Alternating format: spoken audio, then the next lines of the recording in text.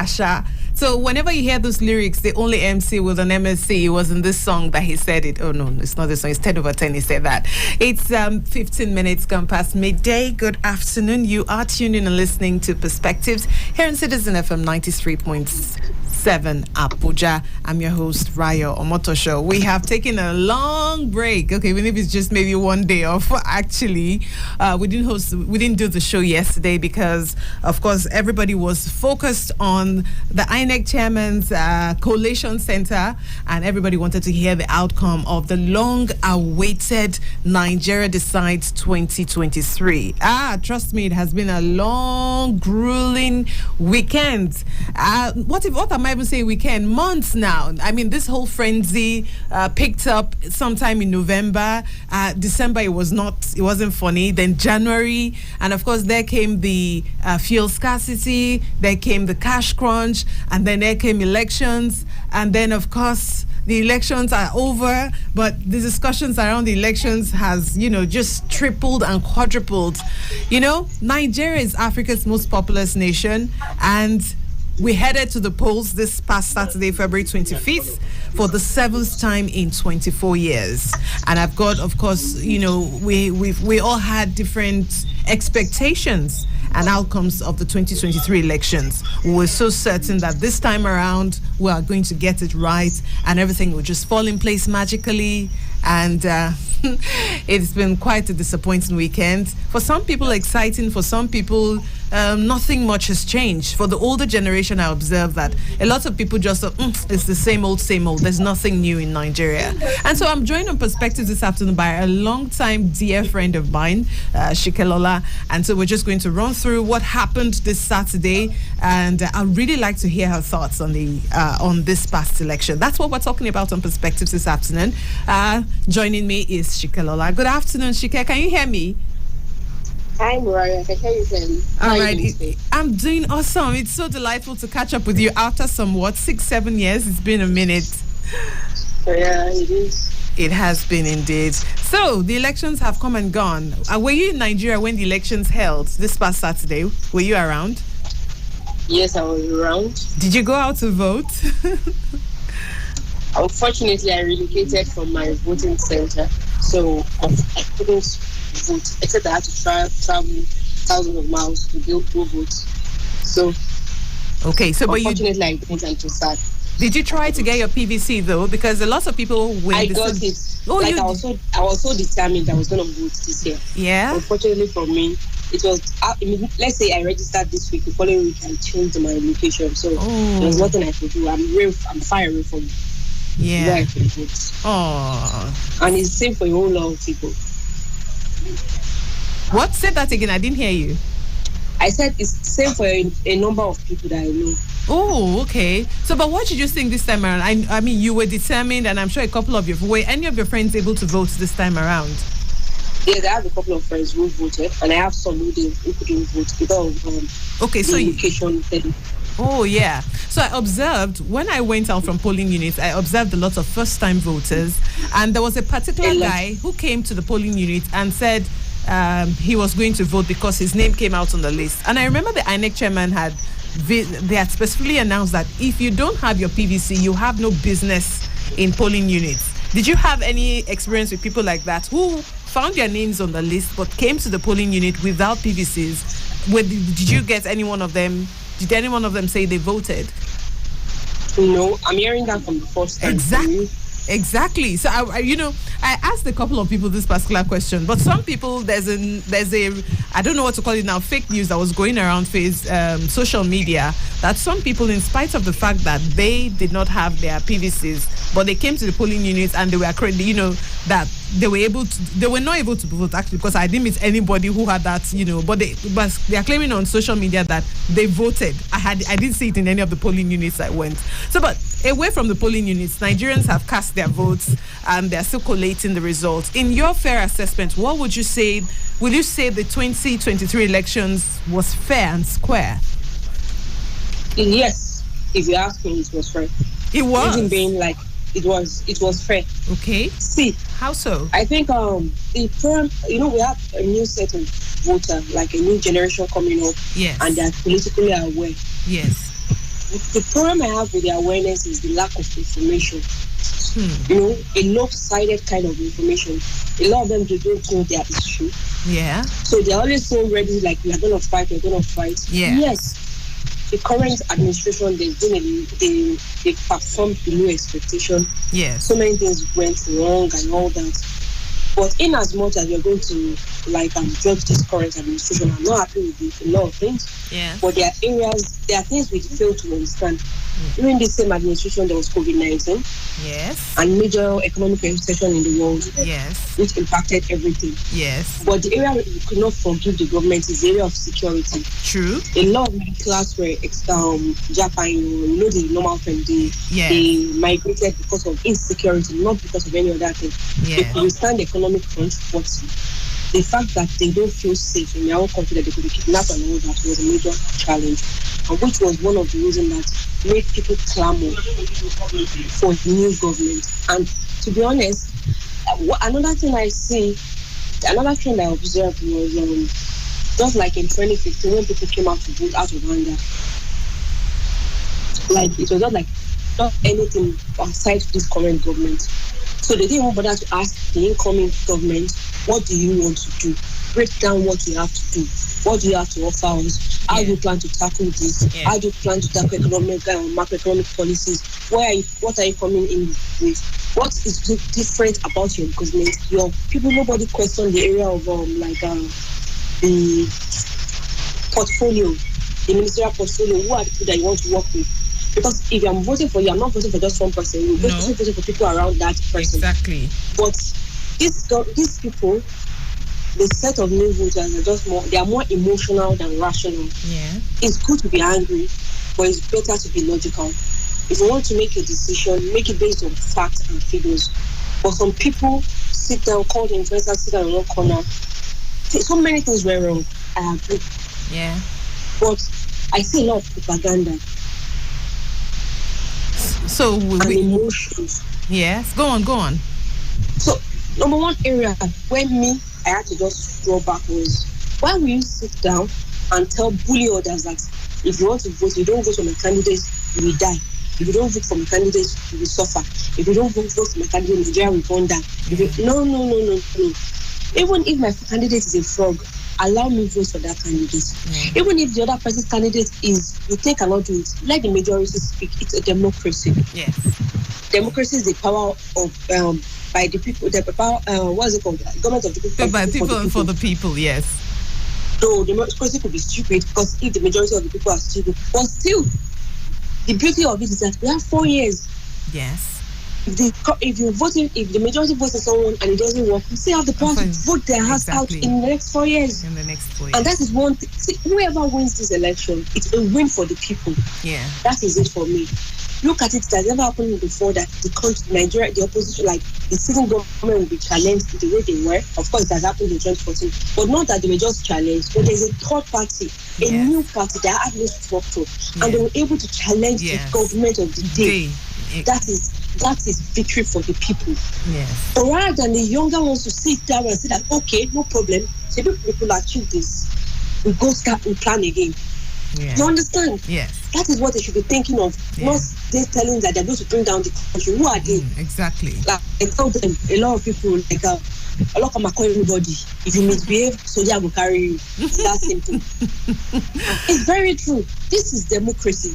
I see a lot of people, on social media, we have a lot of, because Lagos is tech hub, economic hub, and the population from that side are on social devices, they are higher. Yes. And their voices are loud. Yes. And they forget that Nigeria is made up of the north and south. Yeah. And northern youth are also Nigerian youth. And we need to respect that. Yes. You have spoken, when they're talking about youth. Yes. You've spoken so well and you've spoken so objectively. Because in fact, these people will tell me it's an unpopular opinion. Because any opinion that does not side with their own worldview, that is my problem. So the new generation. Funny enough, this show is actually a roundtable where we have different people from different generations. We like to have baby boomers on perspectives. We like to have millennials. We like to have Generation Z, and of course the upcoming one's Generation Alpha. You see, from Generation Y, Z, Alpha, it's a difficult thing to have conversations with them, and I don't blame them. It's because so many things in our society was left to TV, left to social media. We are the last generation, so to say, that benefited from a stable and a committed family unit. It's not as if they don't have parents, but this new idea of I'm independent, or I don't know, whatever it is that they take from the West and say, okay, you can say whatever you want, you can do whatever it is you want. It was 2 years ago when Nigeria shut down Twitter, and we saw how the things went viral, fake news upon fake news, and it was this same generation. But you and I, we sort of was me. I'm straddling the millennials. I'm not so old, Pizzo, but I know you are just right in the same generation. How are you able to, what's that word now? Put yourself differently to be able to stand away and not be emotional or sentimental about anything. How are you able to do that? And how can we help more people see the light? So to say, like what you said now, that they should be objective. They should see this as a win for Nigeria. It's not personal. It's not about them, or it's not about them individually. How can we do that? How can we bring them to a side where we can dialogue instead of fighting online? Okay, no problem. I'm sorry, before, when the government wanted to censor the media, I was like, oh, why will you censor the media? Why would you kind of try to censor the freedom of speech? Yes. Freedom of expression. But freedom comes with responsibility. Yes, it does. And from this election, we discovered that we just want fake news, you can set the whole country ablaze. Yes. So that platform has to be censored. Also, influencers have to be held responsible. Some influencers are just some fortunate people who got access. Social media has made everybody a broadcaster. Authority. Exactly. That's exactly what my HOD says all the time. That journalism is out the window. I'm sorry to use the word. A lot of influencers are dumb. Yeah. They have no access to information. Yeah. The people that I'm supposed to refer to as leaders are supposed to be readers. Yes. And when you're a reader, when you hear information, you sit back, you digest it, exactly. You analyze it, yes. Before you spew anything else. Like, you want to be correct when you say stuff. Absolutely. That is what the wise does. Yes. But some people just want to talk because they want to be relevant. Mm-hmm. Most of these people, they are running their business. They just want to do what people want them to do. What they do, one thing about the algorithm is the way the social media algorithm works is that people are fed what they want to hear. And these people, they read data as well. Yes. And they're like, okay, this is what they want to hear. I'll produce content on what you want to hear. Yes. Look at the social media platform. Okay, for instance, look at this. I saw a particular videos where someone was analyzing the fact that there was a celebrity, Abuja, who said she supported a particular candidate, and another who supported another candidate. Yes. And the way they came for her and they told her that her children will die, it would do better for her. So I'm like, when did we get here? Very immature. In fact, there was no issue. You know how we thought about that this elections will be issue based. It's not issue based. It's always attack. It's sentiment. And sentiment. It's all about sentiment. Yes. There was someone on my timeline who said something like, if they dare not vote to put their candidates, they are going to burn down Nigeria. And I said, do you know the meaning of war? I had to respond like, you don't say that in a public space. Exactly. Do you want war? You don't say this. Be careful what you say. And if you see the way he insults me, I was supposed to respond to him, but I didn't. I realized that he's a very lonely person. Yes. He can't argue intellectually, so there's no point arguing with that kind of person. And so a lot of these people, they are just like parrots. True. Yoruba has an adage that, hey, baka, because about Fisilenu woman, so absolutely. This bird, if you tell a parrot, hey, say A. That's what a parrot does. Say B. And that is what I see with this generation. So people will sit somewhere, concoct propaganda, concoct fake news, push it out, and they fly with it. They don't even question it. So one thing I know we need to do a lot, I think the media needs to do now is enlightenment about information, like what's it called? Is it not necessarily fake news, but information literacy and management. Yes. This generation, they are very poor at managing information. They need to be educated better. That when you listen, when you hear, you need to analyze before you now share. Okay. You need to be informed before you share. You don't just share. Oh, They say so. The next thing they share. Yeah. Come and see how they go to the chat. What we are accusing of our parents of, you know how we laugh at them that time. They are good at sharing some funny stuff. Exactly, on WhatsApp ninjas. That's what they are doing now. Exactly. They don't verify information before they share it. And for instance, they really look at the first day of the election, a particular set of people, they were feeling like they were winning because some part of the country was seeing the result. And it's not all part. No. It is a full of polling units that makes up a word. Yes. You're not spoken about the local government before you now talk about words. Yes. As in, then the electoral knowledge is zero. I think we need to start educating them right now, not waiting for next 4 years. Exactly. Like for years election. Exactly. They need to understand they lack information, so they run with half information, and they feel like because of their wokeness, they need to impose their own half-baked knowledge on every other person in the society. Yes. As a person, I have a mind of my own, and I always tell myself that I could be wrong. So I'm always willing to listen to you, but don't argue with me based on emotions. Exactly. Argue with me based on facts and figures. Tell me why A is A and B is B. Don't tell me I am stupid, I will die. No, you can't blackmail me that way. Yes. Tell me why it is the way it is. Then I could now reason like, oh, maybe it could have been this way. But not you emotionally blackmailing me. Because the truth is that when you look at it, after these elections, politicians will still be friends. Exactly. A lot of people are forced with their families, their friends, their business associates, relationships. Because of what? Because exactly. Bridges. It was one of the highlights of, when we're going into the election, we kept on saying, politicians, don't burn your bridges on both ends. So don't say you are fighting with your mother or your father or your brother or your sister over people who we meet after this, shake hands and give themselves contracts or give themselves a pat on the back and say, we in go my again. Family, yes. They all voted for different people, and I was proud of it. Beautiful. Yes. I asked my brother who he was voting for. He said he's one of the world generation, and he gave me the reason, and I was like, okay, it's okay.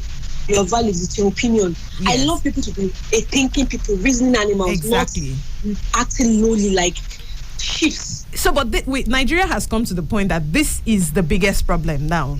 Biggest problem of fake news, and our population is the youngest. As in, I hear that by 2050, Nigeria will have the youngest population in the world. We have 70% of our population who are younger than 19 years of age, or between 19 and 35. I think there's a statistics to that, and there's nothing we can say right now. You and I can relate. We can meet each other at a certain level. You read, I read. When you raise up the issue of reading to this generation, it's almost as if you're speaking Greek or you're speaking a vernacular.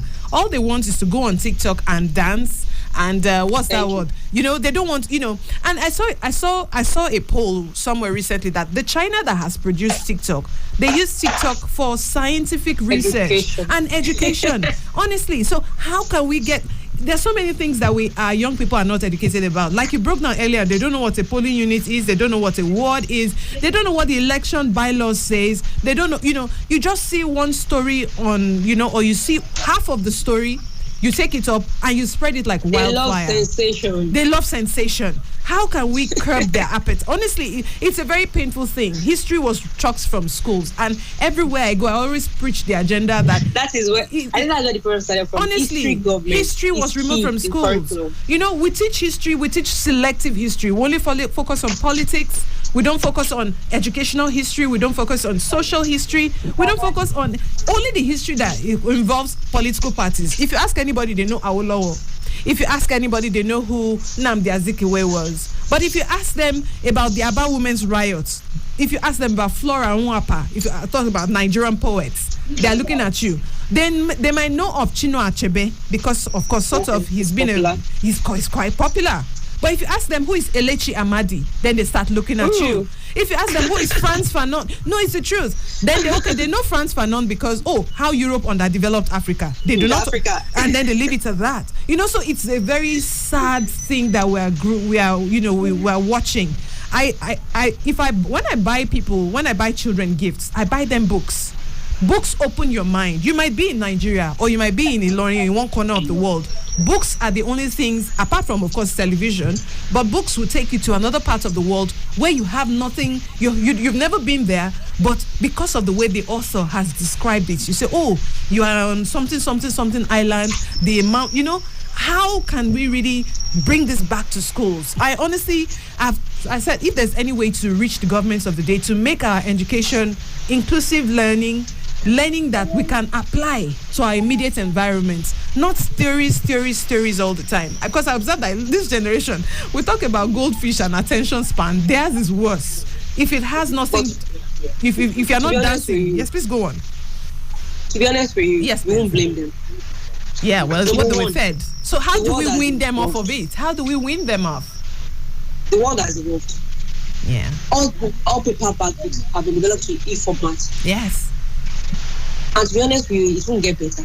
It will get worse. It won't. Sadly so. I know we are moving to the age of AI. Yes. Where something you can just talk to a machine and everything you want to do is honestly, done. ChatGPT. See ChatGPT.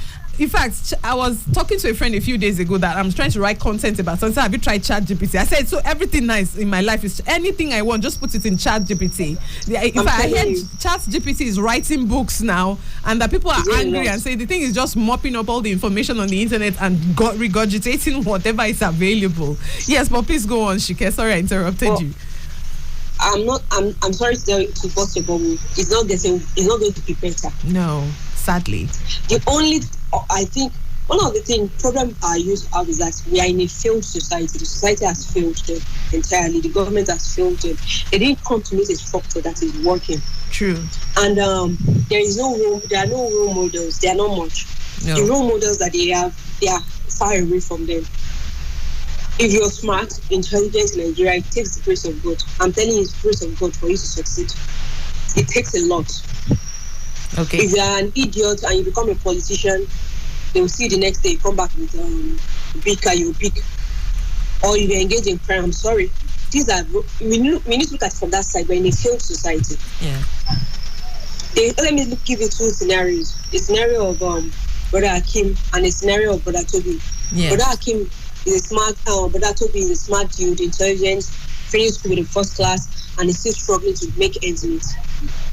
Yeah. Somehow. But of course, maybe Brother Akim, I don't want to say he's not smart. The things might not work for him. But Toby, in the same neighborhood, after secondary school, he didn't even feel his big secondary school graduates. Then he stumbled into crime, cyber crime, and he's making money through it. Yes. And then, tell me, who do I follow? Or who do they follow? Yeah. So their role model starts from there, role modeling. Yeah. So the kind of information they'll be going, because if you look at what these guys do online, then you discover that if they actually sit down and use the knowledge, they are yeah. We often make jokes that if we apply this our connaissance, if we apply it in a proper structured environment, that it's going to be, of course, beneficial to the society. So you have the structure should be built in such a way that when you are hardworking, you will succeed. Exactly. But the system we have now is set in such a way that you don't have to be hardworking to succeed. No. Then the internet money is another thing. You don't need to know anything. Just know how to dance on TikTok, get followers, and you are fine. Exactly. And that is the problem we're having now with the influencers. They don't care whether they are pushing out right information. They don't care. All that matters to them is they are going to follow their content and they get followers. And they are trying to please the followers. And that is what we find there. The influencer itself is hustling. They just know that if the numbers are up, there's more money in their pockets. And so there's nobody to check them morally. Nobody's checking them in any way. There's no checks and those are problems. It's the same thing they've translated to the election process. I have a message here for you.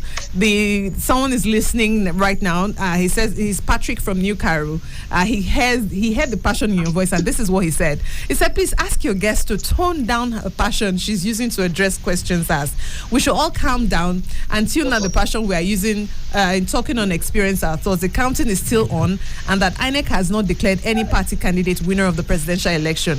He said we should calm down. And this is coming from, weeks before the election, we had been encouraging everyone to calm down. And so don't worry, my guest is very calm. So and if she's you not notice, I never mentioned any candidates. No, she didn't. She didn't mention any candidates. She's just talking about, today we're looking back at the elections, and we're talking about how people have reacted in the process. And so she's just, trying to say that Nigerian people will win in this election, whether they announce a candidate that favors you or not. And so that's what my guest was trying to do. Thank you so much for your message, Patrick. Sorry, Shika, I interrupted you. Please go on. No, it's okay to get feedback. Yes. So, like I was saying, yes, you won't really blame them. They met a failed system. Nothing is working, and they want a better system. True. And I love it. It's beautiful. You see, this election, people came out, they made this statement. If a politician voted you in and you didn't perform, we'll kick you out. Yes. I love. You see, when I was seated in my room, I was just laughing. I was enjoying it. Yes. Whichever way it comes, Nigerians have spoken. Nigerians have won. Yes. And I think people need to embrace that spirit and that mentality and go and sit back and say that we are prepared for the next 4 years. And they will be seated and will be telling them, Oga, if you've not performed, we are waiting for you. True. Next 4 years, kick you out. I think that's what we should be doing now. That whoever they announce as the winner, we should just hold them accountable. Instead of fighting and bickering, just hold them accountable. Let them hit the ground running. Simple. This is what we expect. If you're not doing that, and channel our energy to the right place, not bickering and fighting online. And this person has said now, we should really actually not burn. One thing you mentioned earlier on was we should not burn down, we should not cause war by our words, and which is what is likely to happen. There'll be pockets of violence across the country if we keep on at this pace of fighting and insulting each other, online. Over politicians. Is what they don't understand. I see no reason why anybody should fight. It's normal. You have your candidate, I have my candidate, you have your candidate. And I know everybody is clamoring for a better Nigeria. We all want a better Nigeria, but Nigeria that is working. Absolutely. A lot of people are abroad. They want to come home. Yes. Absolutely. They want to come home. Yeah. But when you look at home too, home is somehow. The anyhowness is too much here. It is. But we are hoping that the new government, whoever comes in, is able to change things. Yeah. Is able to implement policies that are working. Is able to address the number one problem of insecurity. Absolutely. For me, I think that should be number one on the agenda. Insecurity. Then every other thing will follow. Okay. So, insecurity, yes, is top of the priority. But apart from insecurity, what else can they do? Because they're already hinting that 4 years is too short a time. What can we... Yeah, we agree, because before you know it, this insecurity power. Yes. Because it's economy. Long overdue. Long overdue. There are some basic things that will keep the economy running. True. Number one, power, security has to be there. Enabling for anything. The number one rule of government is to create an enabling environment for businesses to thrive and for their thrive. Yeah. And it starts from the area of from the provision of basic infrastructure. Yes. But when we're talking about infrastructure, we always forget the areas of insecurity. Before, we never used to count it as infrastructure, but in this age, I think it has to be mentioned. Until the kidnap of the train victims. So you build great infrastructure to move people from one place to another, but you do not secure the country itself. You will use this. Look at what's happening. Exactly. People are scared of traveling. People are scared of moving from one place to another. That should be number one. Then power. Power, yes.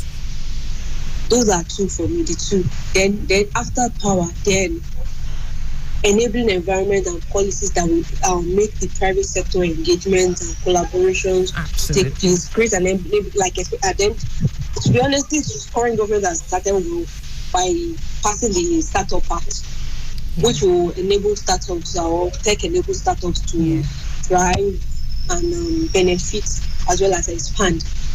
And I think it will help anybody who is coming in.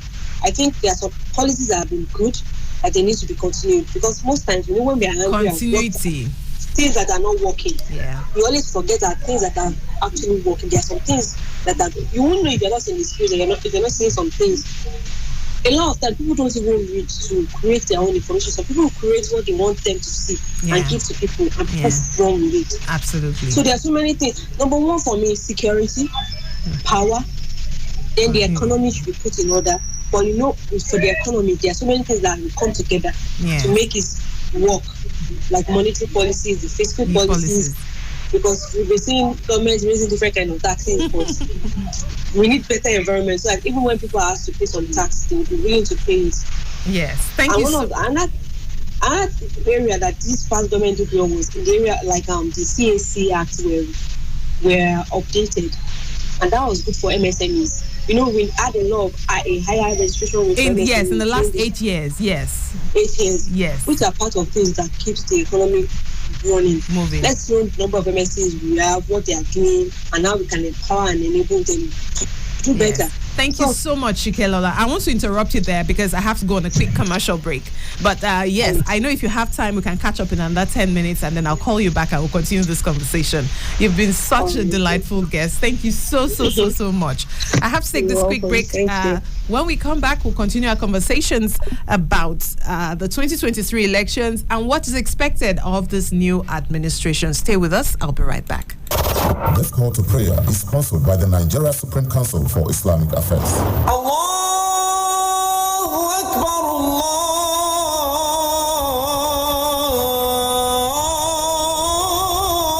Allahu Akbar. Ashhadu an la ilaha illa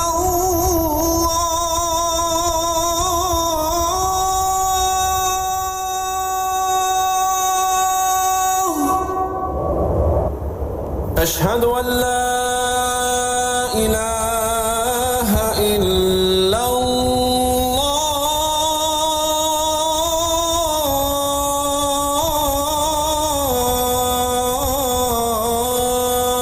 الله أشهد أن محمدا رسول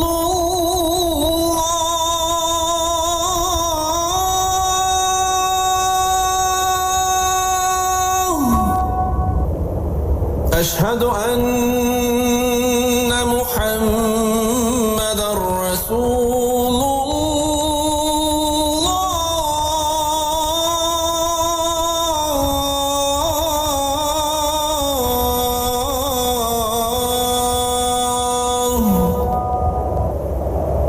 حي على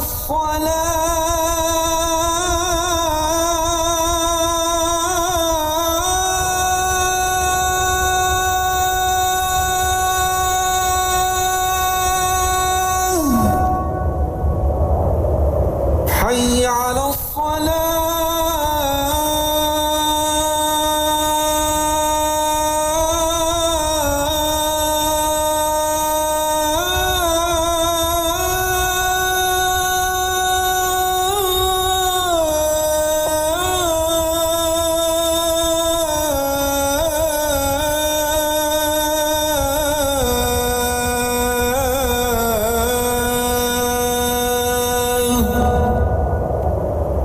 حي على الفلاح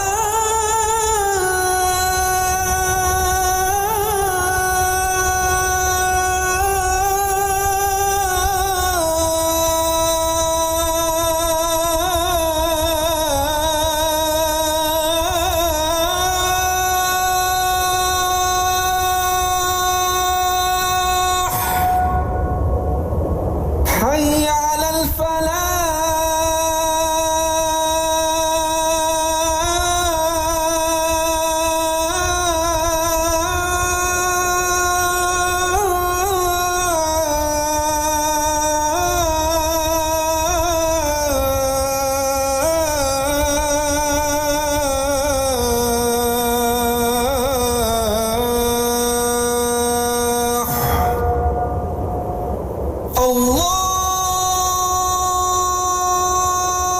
الله أكبر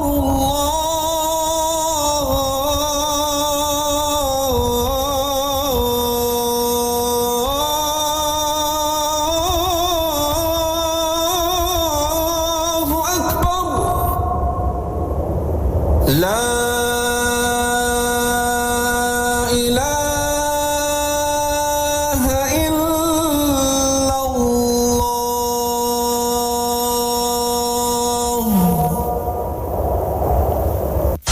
girls shame. Close your legs, cover yourself. We make them feel as though by being born female, they're already guilty of something. So I think right now we have the chance to be heard, and that's why we're doing it. We're all doing it because we're asking to try and elicit change. No woman should sit down and allow a man to speak about her reproductive rights.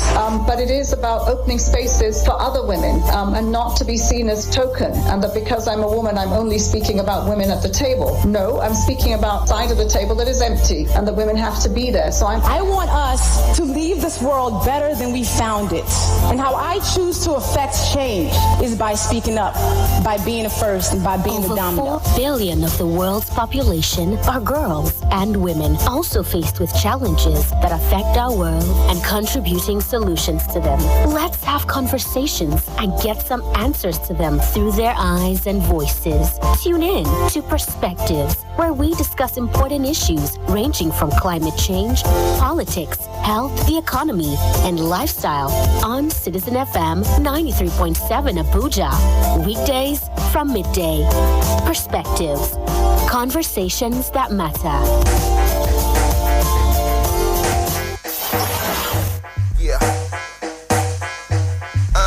Not just OK.com. All white caftan like the stripe on a tum-tum.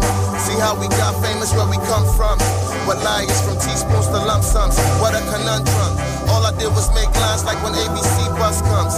Now they singing tread softly with caution. You attract the wrong people when they know about your fortune. I'm worried maybe that'll be my portion. I don't need a new cut to feel level-headed. My experiences justify where I'm headed. So when they talk about the things that I do wrong, I just pat them on the back like a newborn. Cause as the rumors start to spread like a bed sheet, I'm calculating money on Excel spreadsheets. I'm too blessed to be stressed, so I'm giving out some love. Cause I'm getting it in excess, now that you can respect me.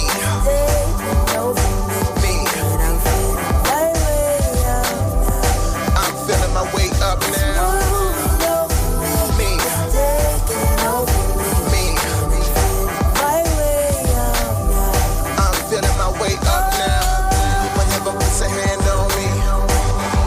Blessings. When heaven puts a hand on me, come and share my blessings. When heaven puts a hand on me, come and share my blessings. When heaven puts a hand on me, come and share my blessings. First day of the year, my best friend died in a car crash. Couple months before that, I survived in a car crash. Now that's the irony of your life. And she was good enough to be your wife. I started off the show with Nature C featuring Asha in this 2011 hit called Share My Blessings. And I've been chatting with my dear friend Shikelola on the state of the nation. And I like the interesting angles, that we've brought it around to.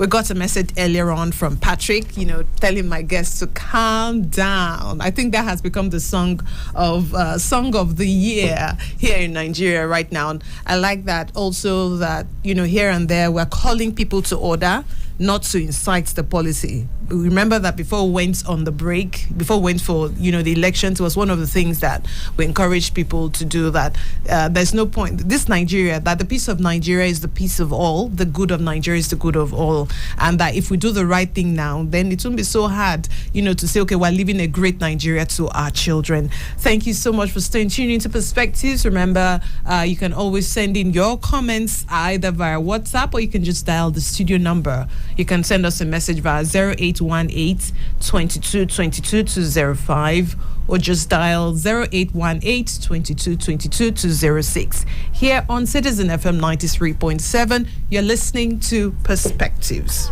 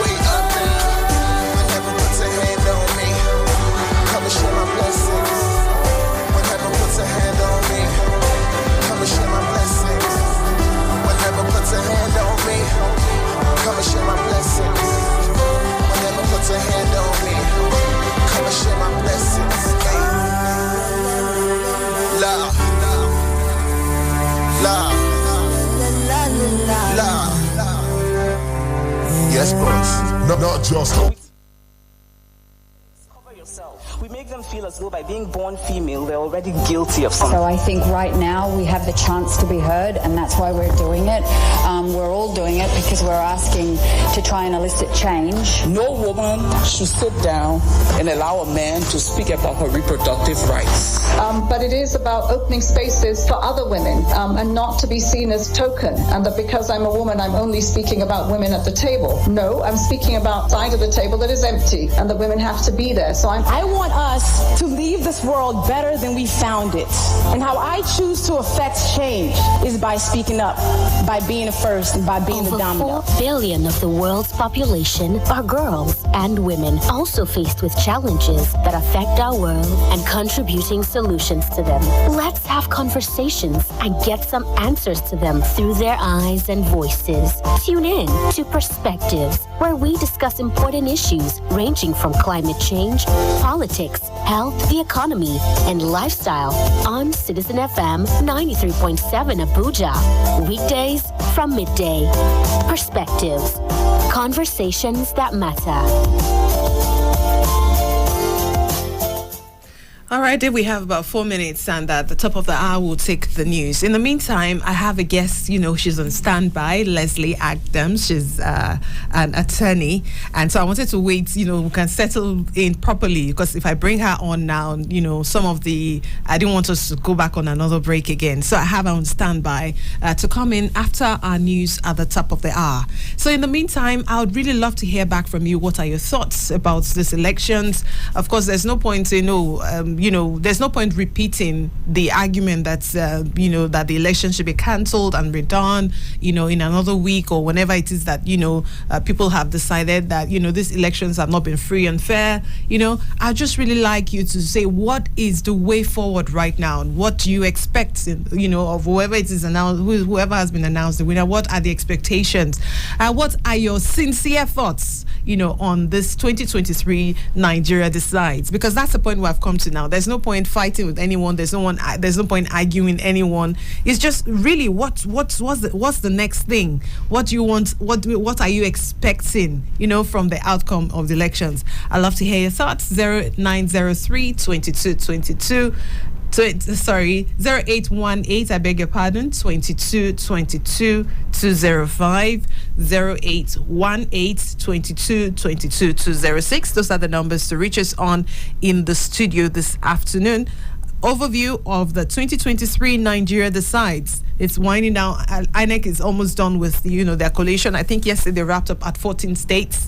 And so we have a couple more states to go. And then we hear, who the winner of the 2023 elections are. What's the way forward? No fighting. Everything should be done in peace and harmony. I'll be right back.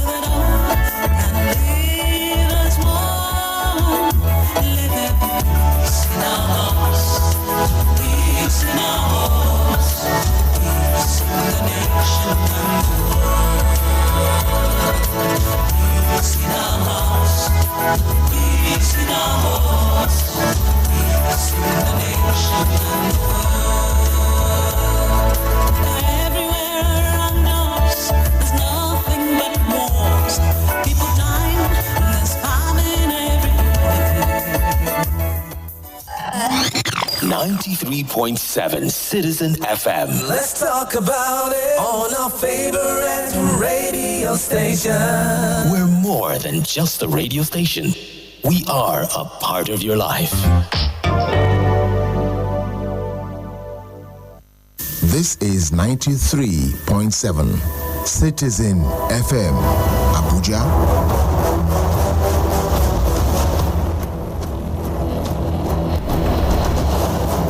time for news on the hour. It's 1 p.m. Good afternoon. Here is the news on the hour here on Citizen FM 93.7 Abuja. The Commonwealth Observer Group has called on Nigerians to remain peaceful as the Independent National Electoral Commission, INEC, continues the collation and announcement of results of the presidential and National Assembly elections. Mr. Thabo Mbeki, the chairperson of the group and former president of South Africa, made the call in Abuja while delivering the interim report of the group. He noted that Commonwealth had deployed its observer team to the 6 geopolitical zones of the country, including the Federal Capital Territory. Mbeki said in spite of the largely peaceful elections, the group observed incidences of election-related violence and insecurity in some states. The Holy See announced Monday that Pope Francis will travel to Hungary at the end of April, where he is expected to address migrants. During the visit from April 28th to 30th, the Pope will hold talks with Prime Minister Viktor Orban and meet with migrants before celebrating a public mass on the last day of his visit. The head of the world's Catholics spent a few hours in Budapest during a trip to Slovakia in the autumn of 2021. Other trips by the 86-year-old pontiff this year have been taken to Congo and South Sudan. Ahead of his Africa trip, there were concerns about his travel plans, which were initially postponed due to his serious knee condition. The Pope was seated for the majority of his appointments and mostly moved from place to place in a wheelchair. He's expected in Lisbon at the start of August to mark the World Youth Day, and in September, he travels to Mongolia. In sports, French football is bracing itself for a major shakedown as both presidents of the federation and the women's head coach are expected to resign from their positions on Tuesday. Noël Le Graët, who has been head of the FFF since 2011, will be at the center of Tuesday's executive committee meeting. He said he has already taken a step back amid a legal investigation into alleged sexual and moral harassment and a damning audit commissioned by the sports ministry. Should he refuse to step down, the 81-year-old Le Graët could be brought before the FFF's disciplinary committee, or the executive committee could resign to force new elections. And that's the news on the hour here in Citizen FM. Thanks for listening. It's now back on Perspectives. Good afternoon.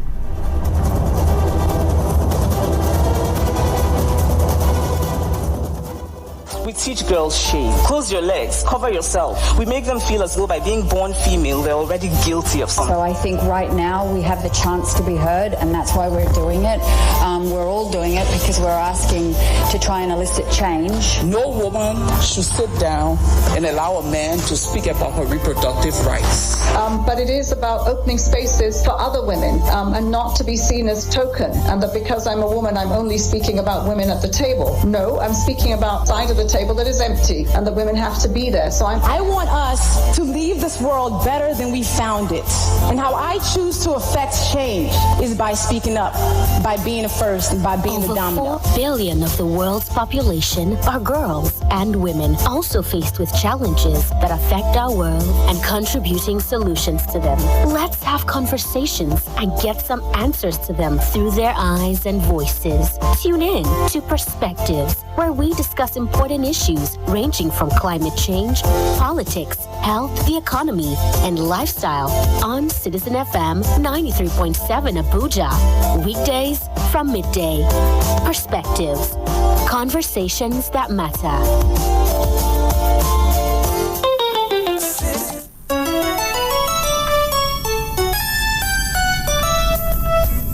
Welcome back, and thanks for staying with us on Perspectives. We're just going to dive in straight on to our next guest on the show today. I'm joined on this episode by Barrister Leslie Adams. Hello, good afternoon. Can you hear me? Hello, Barrister. Can you hear me? I can hear you. Hello. Good morning. Good afternoon. Yes, it's afternoon already, and I really want to sincerely thank you for standing by. Sorry for the short notice yesterday, and then, of course, having to shift until today. So I won't take up any more of your time. I'll just yes, please go on. Hello? Hello, can you hear me? Okay, thanks for having me. All right. I can hear you. Can you hear me? Absolutely, I can hear you. Can you hear me? Yes, loud and clear. I can hear you. Great. Yes, so a lot has happened since Saturday, or let me say, in the last 2 years in Nigeria. I would really like your take. What's your, overview of events in over the elections that just concluded, presidential and House of Assembly elections?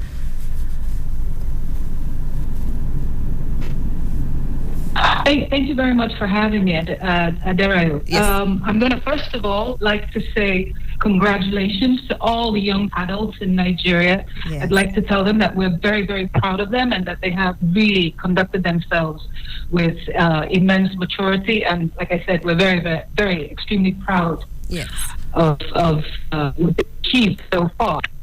I also, like you said, so much has happened in the last 24 hours. Yes. And we were supposed to have this conversation yesterday. I remember I made notes. Yeah. And the situation has been so fluid that nothing I wanted to say yesterday actually applies today. And it's been just 24 hours.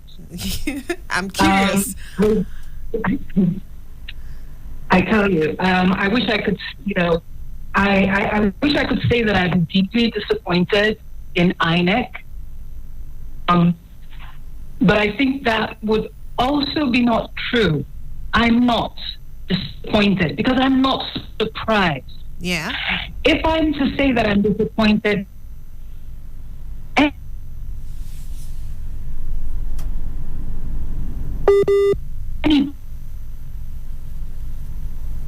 but it's the other political parties. I'm not going to, other political parties other than APC, and I think there are like 18 of them. Yes. I'm so disappointed in every single last one of them because it would appear they didn't care. It makes sense, yeah, if I'm correct? Yes, please. Yes, you are correct.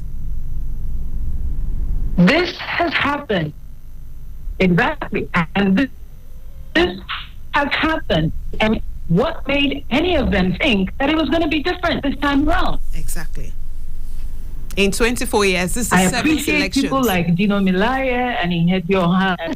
Yeah, I appreciate all of them right now, and they're out there and they're having a lot to say, especially the ones who are already sitting members of the National Assembly. When the electoral law passed, did they not know?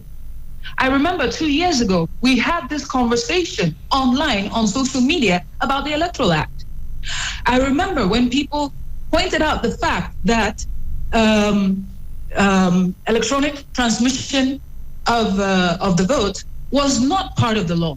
I remember when they argued it. I remember when they fought about it. Yes. So they passed the law. Why did they come to the collation center yesterday to come and start making noise? Like, oh, unless it's electronically transmitted, we're not going to accept it. While I agree that it would be best it would have been best for these results to be automatically transmitted to the INEC server. As a lawyer, I have to say what the law is. And the law is that transmission is manual. That is what is in the Electoral Act, Section 60 to be precise, isn't it? Yes. They passed the law. Why did they pass the law? And they come now to tell people to reject manual transmission? Now, I've been one of the people, I was an observer in 2019, and back in 2019, I made the same observation that I have made in the past few days. The way to confirm these election results is not by fighting right now for electronic transmission. No. But it is by going to each and every polling unit all across the country. Yes. The party had every 18 of the political parties in Nigeria had a party agent at the polling unit. Exactly. Form ECA8, which is the collation of results, is supposed to have every party agent's signature. Yes.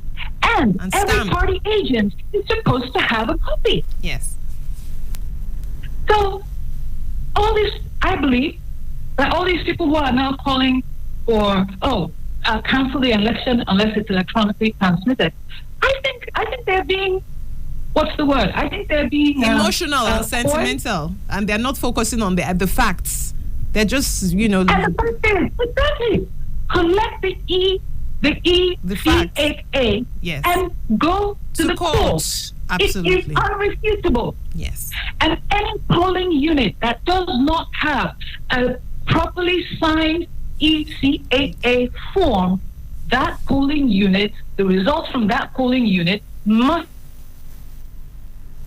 started, and either the election is reheld at that polling unit or is completely discarded. I don't know what. I guess some other people can make that decision. Yes. But everything else that I'm hearing from people like Festus Kayamo, from people like even OBJ is saying, I'm not sure where exactly we're going with this. And then this morning, the Labour Party announces that they're not going to be at the Collation Centre. I've been listening. I've been listening to you, and like you rightly been saying, everybody keeps saying, "Calm down, calm down, calm down." Do the right thing. Follow the rule of law. Exactly. Even my brother, Dele Momodu. No. Alake. Is it Dele Alake? I'm sorry. Faromoti, I believe is the name, but Famoroti. Exactly. Yes. Was saying that he doesn't trust the court system. And I hear that. Even me, I have a problem with the court system. But you know what? That's the way to go right now. Yes. Take these forms from all the PU units and present them to the tribunal or to the Supreme Court or whoever is going to hear the election tribunal or the petitions. I believe that's what we should do right now. And I'm really disappointed in the people who are saying otherwise. They rejected this in 2019 and they're rejecting it again in 2023. And I'm beginning to wonder why. It seems to me as a lawyer to really be a simple matter. I remember when I was doing Observer in 2019 in the town where I did my observing mission. My observing mission. I saw the forms that were signed. And I'm like, but this is the whole and entirety of the court case of anybody who wants to come to protest or say no or say this isn't the real result. It's all here. I had them as an observer. And I believe that other observers, there were observers in all the PUs, even if they weren't the international ones. So I'm not sure what people are trying to get at, or if truly, like some people are suggesting, people want to use extrajudicial means to now win this election or cause some kind of palaver that will totally collapse the election and possibly the entire security of the nation. And I'm really getting upset about it.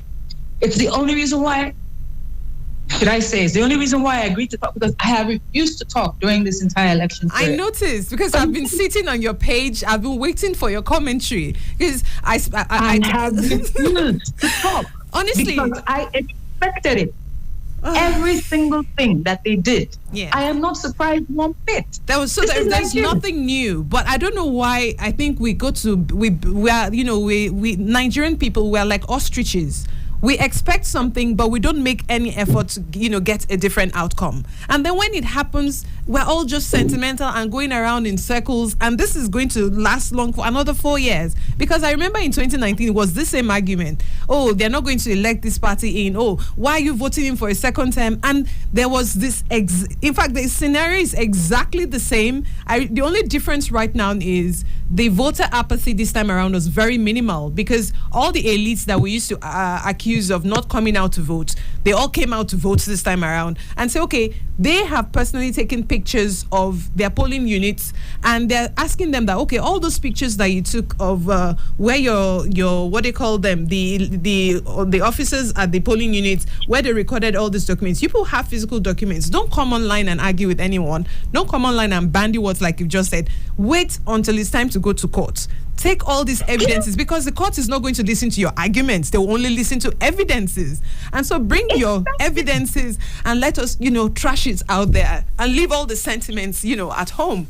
But nobody's listening to anything right now. And, it's almost as if they like you said, they have this alternate plan. But the only thing we can always do, like on programs like this, is to be the voice of reason and just keep calling for calm. And maybe somewhere it penetrates into, the hearts of those who are bent on, if it's all or nothing, if we don't have it this time around, then we have to burn down this nation. And then what's left of it? And I, even those who think they're burning down the nation, I think we're living on ashes already. Let's be real. Yes. I'm afraid to leave my house in Guarimpa and go to the airport, much less anywhere else in the country. Honestly. So what exactly are we burning again? The house has burnt. Can we first of all admit that the house don't burn already? We are literally fighting over ashes already. True. I can't go from here to Kaduna. Not anymore. Not anymore. I was my previous guest on the show was a young lady, and she pointed out that in particular that when we build infrastructure in Nigeria, when we ask for infrastructure and then the government builds infrastructure, but if you don't fix security, if you don't fix power, all these are loopholes. Who goes on the train anymore? The train used to be such an exciting thing for me, but I can't remember when last, I said I even left Abuja, talk less of going to Lokoja or even going to Kaduna nearby here. And that is even a bigger issue. I think the only reason we've not even heard, about security is because we've been all focused on elections. Doesn't mean that some people are not suffering the brunt of insecurity in their own local governments or in their own areas, in their own neighborhood. In their own neighborhood. I hear why outside on the road, my heart will jump. Skip. Yes. Let's be real. Nobody sleeps well. Nobody sleeps comfortably except those people who have cornered even our police resources. Police sleep in their house. Yes. And the funny thing is that, let's be real. You know what we say? Those police, if somebody is really, really committed to getting you and getting at you, those police will run. They'll run and leave you. That's the truth. It's the truth. It's the truth. It's really just a matter of if somebody wants to get you bad enough.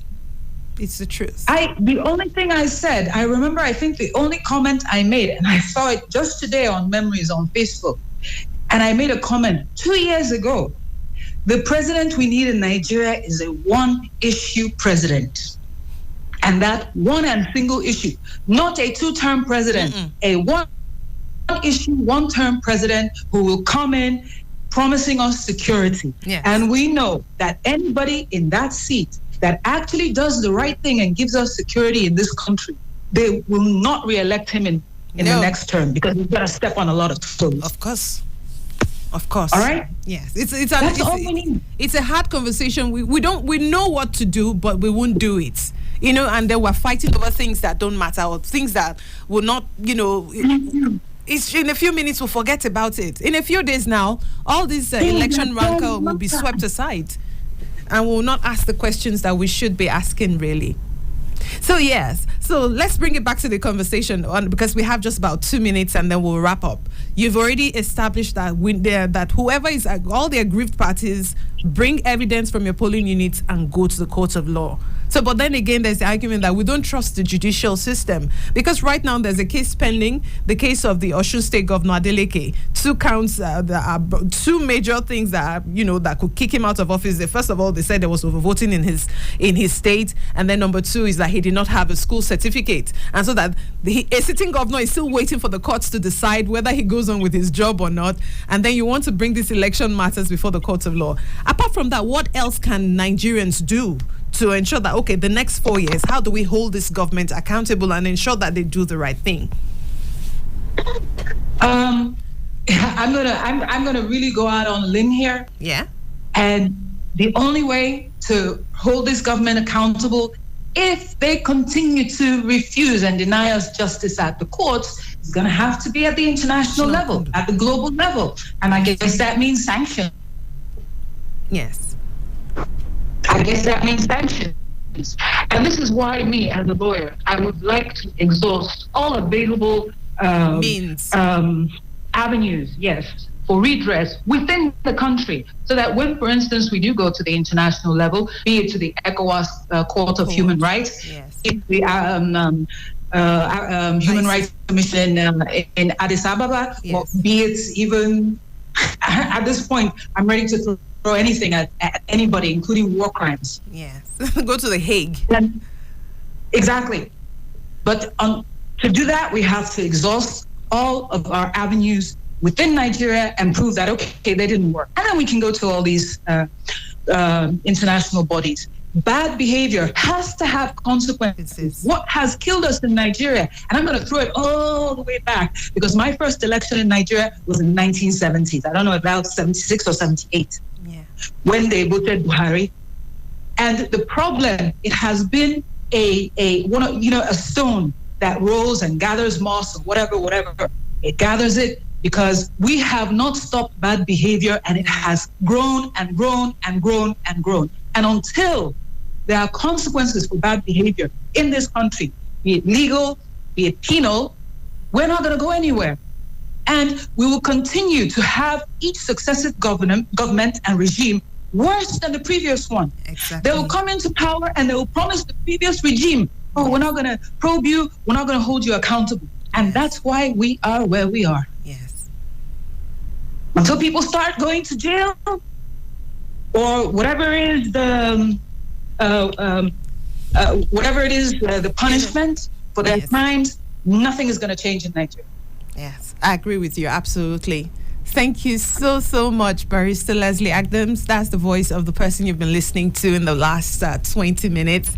I wish we had more time. I certainly look forward to dragging you physically from, back into the studios. Then we have, a beautiful platform, because that's what this table is about. It's a round table of women from, different age groups. We have millennials, we have the baby boomers, but today it's just you and I on the show. I hope when things return. I think I'm Gen Z or something. Or Gen Alpha. Thank you so much for doing this. I look forward to a beautiful conversation with you sometime soon. I hope so too. Yes, enjoy. Well done. You're doing a great job. Keep at it. Thank you so much. Enjoy the rest of your day. You too, dear. Yes, bye. Okay, so she said it all. I guess that's the next thing we do, right? Focus on what we need to focus on. Go to courts to get justification. And if the courts will not give you the justification, you go to the next level, just to make sure that we're not happening on jungle justice. We're not, going back to the, what they called it now, the caveman times. We're a progressive nation, aren't we? So let's just do the right thing. In the meantime, please keep your conversation civil. Don't try to spark any protest anywhere. Don't regurgitate fake news. If you're not certain of it, please don't share it. Thank you for joining us on Perspectives. It's been a beautiful day on the show today. Make it a date with us tomorrow at midday. I'm your host, Rayo. Thanks for listening. Good afternoon.